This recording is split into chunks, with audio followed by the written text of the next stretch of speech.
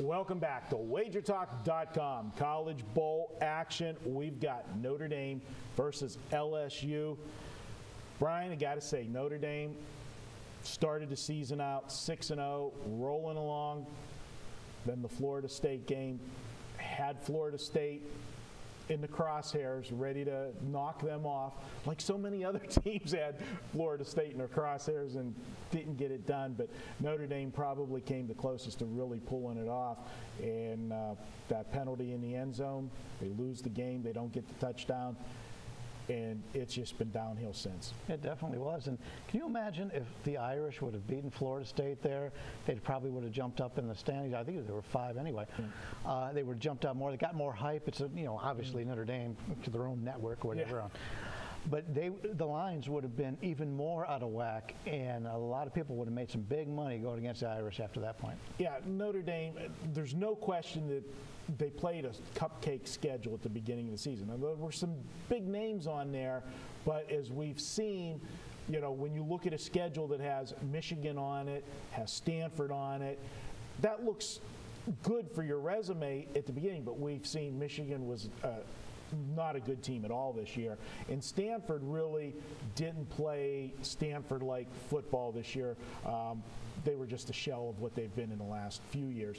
So we saw them just fall apart at the end of the season. Part of it, though, Bryan, was the defense. The defense was bad, but they did have a ton of injuries the second half of the season. They definitely did. You made a great point about the looks of a schedule before the season started. And a lot of people will look at that and they'll name the teams off and say, well, they're pretty good. That team was 9-4 or 9-2 or whatever last year. Yeah. Keep in mind when you're doing that, look at what the projected win totals are for the following year. That'll tell you how good the schedule really is as compared to the year before. But yeah, the Irish really fell apart. The quarterback started the year. Some Heisman Trophy talk early in the season. Obviously not any longer. Actually, he was benched at one point. But I like the situation here for the Irish. I always like to play on teams that started well, were good teams, fell apart. Now they've got the regular season out of the way. Now this is what everybody's going to remember, is your last game. So maybe you didn't have the season you thought you were going to have, but you won your bowl game, and that's big. Where you got an LSU team here, a very young team, all the way to the end of the season, they grew. They turned into a really good football team. But now you've got guys that are going to be there for a few years together. They got some longevity there. They're building on something, but they're still young, and it's their first bowl game. And the Irish are a veteran team. Irish do have some injuries still. One of their best defensive players is still going to be out for this game. So I have some concerns there. But I think the line is an over-adjustment, and we've seen this in the last couple of days. The Irish are starting to take some money. I wanted to get this out there before it gets down to 7. Yeah, it's a situation that we're definitely getting a benefit of the line, and it's not very often that we can sit and say, oh, I think the Notre Dame's underrated, because if there's any public team, love them or hate them, Notre Dame's got a huge following. And I guarantee you, all the videos that we're doing this week, this will be one of the videos that has the highest views, because just people search Notre Dame, they see something, they're going to stop and watch it.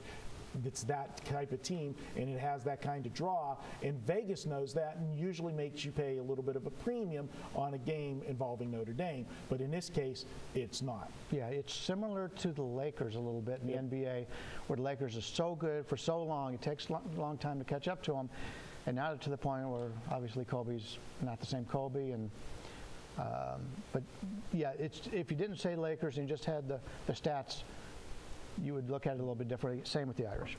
All right, and point out, as you said, LSU was a young team that definitely grew as the season went on, and this is something that, and we did it in one of our my Marco's Minutes, where I say you want to adjust your stats. Don't look just at season-long stats, because the season, to me, there's a beginning, there's a middle, and there's an end. And the LSU team is a perfect example of that. We talk about it in basketball, and the example I always use is that last John Calipari team at Memphis, when he took them to the championship game and lost to Kansas. That was a team that was all freshmen at the beginning, very inexperienced. They struggled in some games early, but you saw them getting better and better at the end of the season. And if you just use season-long power ratings or stats, it's not the same, because you got those those ones at the beginning that are bringing it to the average, and they're clearly not at that middle point. They're at what they were at the end of the season, and that's what you got to focus on. But with that said, LSU has still struggled to score points, and I think that even though Notre Dame has a bad defense, but it's healthier, still got the key guy out, I think you'll see a better game from Notre Dame, and with a month to prepare, I think they'll have a game plan to slow down this LSU team, and what should be a lower scoring game, I got to agree with you and look at the points. Yeah, LSU's offense is a lot better at home than it was on the road, and if your theory with the basketball Calipari works out this year, Kentucky's going to be a pretty good basketball team at the end of the year. Yeah. When you can start the season and play 2 different platoons of 5 guys, you're pretty deep, my friend. Pretty good. And when the one guy gets out and they start freaking out on that, and when they give up 7 points at the first half against UCLA. Yeah. UCLA. Yeah, that's a pretty good program. Yeah. All right, guys. Bryan says to take Notre Dame plus the points. I agree with him on that one. No lunch bets so far. We're in agreement. I think you owe me one too. $2 Tuesday. It is Tuesday, so you can head over to wagertalk.com, find out who is the $2 capper that day, and you can pick up his best bet for Tuesday for just $2. And don't forget to use the video coupon. It's good through New Year's Day. You can get $10 off. Just punch in "get 10" at the checkout, and you'll get $10 off any one item. All right, guys, we've got another bowl game coming up. We're going to head to Georgia Tech, Mississippi State next. Wagertalk.com.